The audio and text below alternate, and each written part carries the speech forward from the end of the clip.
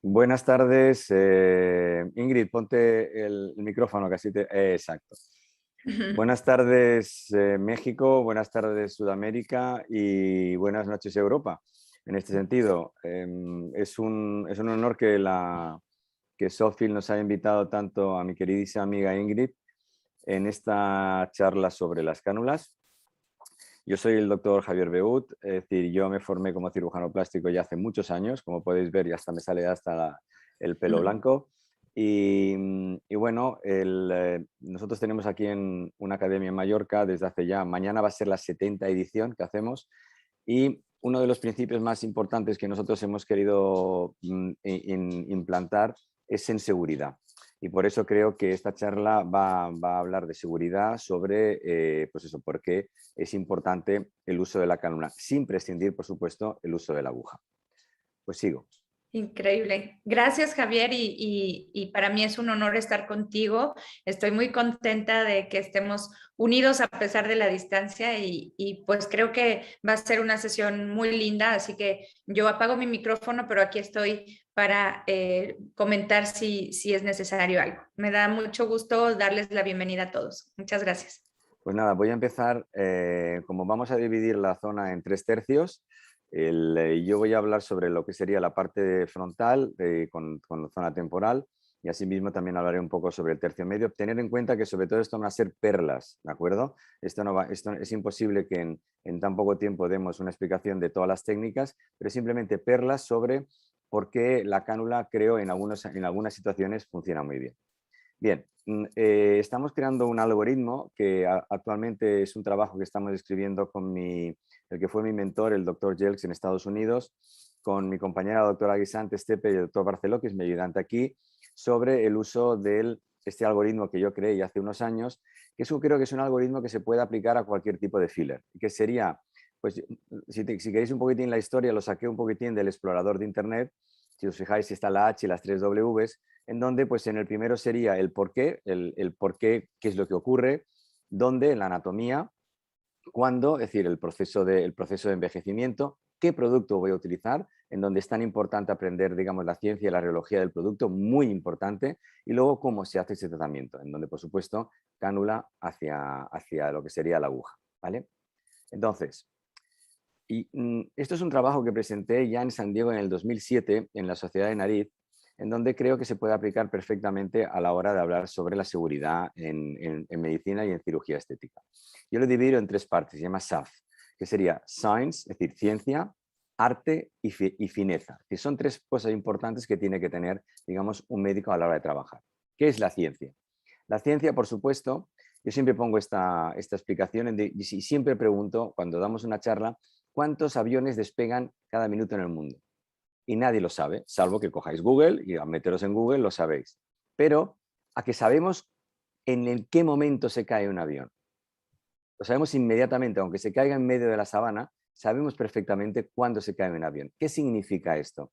Significa que cuando en el hecho de aprender la anatomía, no es simplemente aprender la anatomía, porque lo que tenemos que hacer es movernos de lo que sería la anatomía descriptiva, que es la que estudiamos en la universidad, a la anatomía práctica, ¿de acuerdo? Porque la anatomía práctica es la que de alguna manera nos va a dar, digamos, todo este concepto en 3D, que es el concepto que nosotros tenemos que entender, en dónde tenemos que poner esa cánula, porque fijaros una cosa importante que la voy a repetir a lo largo de toda mi charla: la aguja no es noble, la cánula es noble.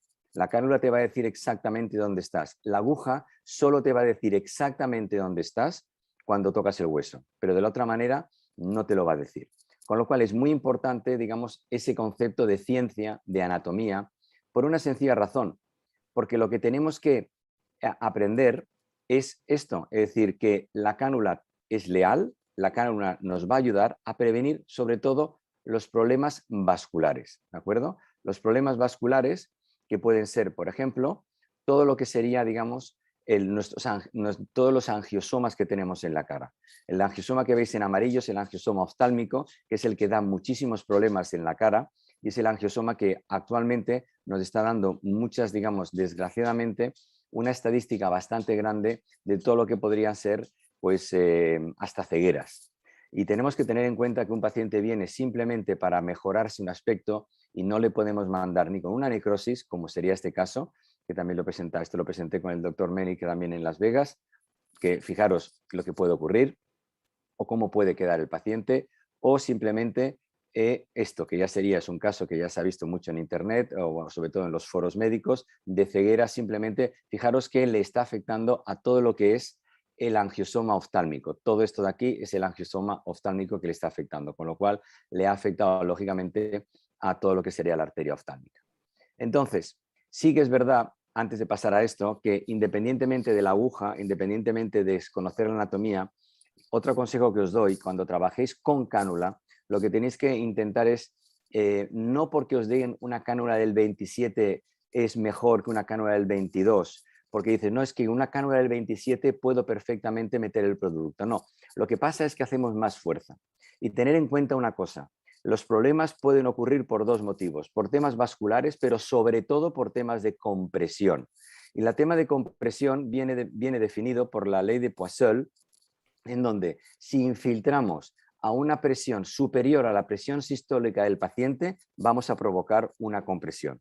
Con lo cual, tener en cuenta este dato. Luego tenemos, después, dentro del SAF, tenemos la parte artística. La parte artística es cómo hacemos las cosas, ¿de acuerdo? Entonces yo siempre digo, por ejemplo, en el tema de las narices, ¿no? En las rinomodelaciones famosas, en donde no se hace un análisis del paciente, en donde se coloca una nariz que no tiene nada que ver con la nariz, con la cara del paciente, pues nos encontramos con, sí, tiene una nariz enorme, pero no pega nada, digamos, con lo que sería esa cara. Por eso el tema de artístico es muy importante. Y luego fineza. Yo cuando estuve con el doctor Jack Shin, que para mí es como dentro, digamos, de la nariz, pues fue el que me abrió el concepto de la nariz, el concepto de estética de la nariz. Él me dijo que el tema de fineza es algo que lo llevas tú dentro, ¿de acuerdo? Que no se puede transferir.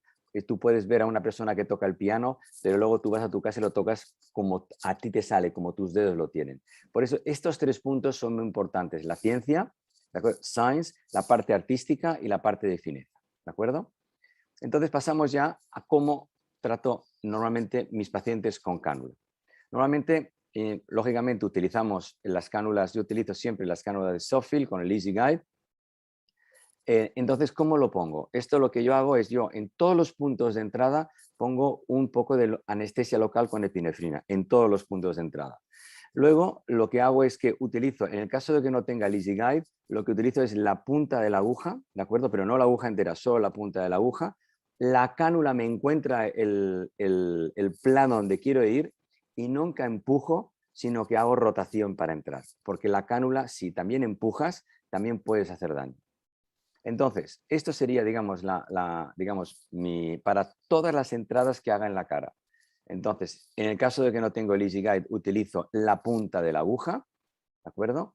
Porque tenemos en todos estos puntos, estas áreas, digamos, que son problemáticas, muchas veces son las áreas en donde vamos a entrar. Y entonces, para evitar los problemas, hacemos esto. Es decir, para evitar los problemas, si nosotros ponemos un poquito de anestesia local y creamos una pápula, lo que estamos creando es, en esa pápula estamos creando una vasoconstricción. Espera, que se me ha colado el perro y esto en algunas conferencias se me crea el perro y en algunas se me crea mi hijo, con lo cual ahora se me ha colado el perro, perdonad. Entonces, la pápula lo que hace es que crea una vasoconstricción en la zona del plexo dérmico y al mismo tiempo yo en esta zona de aquí voy a poner mi Easy Guide, con lo cual al poner el Easy Guide o la punta de la aguja, eso lo que va a ayudarme es a no tocar ninguna arteria noble digamos que está más en profundidad. Por supuesto, todas las arterias, sobre todo esta zona aquí, sabéis que son muy superficiales, por eso esta técnica que utilizo ayuda o al menos no a evitar completamente, porque nadie puede evitarlo completamente, pero sí. Fijaros, esto es una disección de cadáver en donde tengo la aguja y un Easy Guide, ¿de acuerdo? Veis que está tocando la arteria, la aguja está tocando la arteria, ¿de acuerdo? Entonces, yo aquí lo que estoy haciendo es, os quiero enseñar, digamos, la parte del Easy Guide. Entonces, fijaros la arteria cómo está. Fijaros que muchas veces el Easy Guide se pone perpendicular. Tampoco os lo aconsejo. Ponerlo ligeramente oblicuo, porque si lo ponéis ligeramente oblicuo, el recorrido de la aguja es más largo y al ser más largo evitáis, es decir, disminuís el efecto de tocar la arteria, ¿de acuerdo? Así que fijaros, aquí lógicamente al ser una pieza de cadáver no he puesto la pápula, ¿de acuerdo? Pero es para que entendáis el sistema de EasyGuide que nosotros empleamos. Bien, entrando ya en la parte, digamos, de zonas, vamos a dividir la parte del upper facial height, medial facial height y lower facial height, que es lo que nos hablará nuestra querida Ingrid, ¿de acuerdo? Bien, entonces, siguiendo estos tres principios, vamos a tocar primero lo que sería la parte de la frente. Entonces, en la frente, lógicamente, tenemos nuestra parte ósea, que no voy a entrar en detalles, pero tenemos el hueso frontal, tenemos todo el arco cigomático, tenemos la zona alta de lo que sería el hueso maxilar, ¿de acuerdo? Y es toda esta parte de aquí. Bien, nosotros desarrollé, junto con el laboratorio Filmed, desarrollé una técnica que es de miomodulación. La miomodulación es una técnica que emplean muchísimo los dermatólogos, que es prácticamente... Ingrid lo puede explicar muchísimo mejor que yo porque es una gran dermatóloga, ¿no? Es prácticamente cuando tú de alguna manera eliminas, digamos, lo que serían las fibras que conectan la piel, digamos, con el tejido profundo, y yo la empleo de esta manera. De esta manera es simplemente con la cánula, como veréis ahora, es un pequeño vídeo que he hecho, ¿no? En donde lo que hacemos es simplemente entramos con la cánula utilizando el EasyGuide, ¿veis? Pongo un poquito de anestesia local en la zona. Conocemos los planos, por eso digo que son perlas lo que os estoy dando, damos los planos, ¿no? En donde vamos a entrar, sabiendo la anatomía de los nervios, y entonces cojo el EasyGuide con la cánula.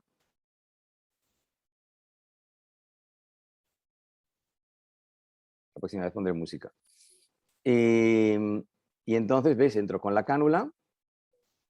Y la cánula lo que me está haciendo es esto que veis aquí. Me está eliminando las miofibrillas que unen la piel con la fascia, ¿de acuerdo? Esto, aunque aquí veáis tejido subcutáneo, estos tejidos subcutáneos es disminuido porque ya prácticamente ya no lo tenemos, ¿de acuerdo? Pero está entre el músculo, lo que sería el músculo y la piel.